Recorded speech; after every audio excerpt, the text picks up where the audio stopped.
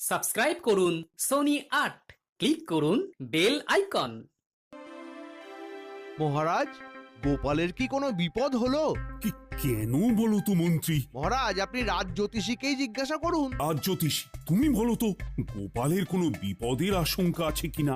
মহারাজ, আমি প্রতিদিন সকালেই একবার করে গণনা করি। গোপালেরও তো কোনো বিপদের আশঙ্কা দেখছি না। তবে মন্ত্রী, তুমি এই কথা কেন বললি? না মহারাজ, আসলে রাজসভা অনেকক্ষণ শুরু হয়ে গেছে তো গোপাল এখনো এসে উঠতে পারলো না, তাই ভাবলাম।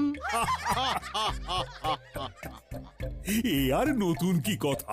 গোপাল তো রোজই দেরি করে আসে। কিন্তু মহারাজ, আপনি দিন দিন ওকে আশকারা দিচ্ছেন। তবে আজ মনে হয় গোপাল আসবে না, অনেকক্ষণ হয়ে গেছে। হ্যাঁ, না বলে ছুটি?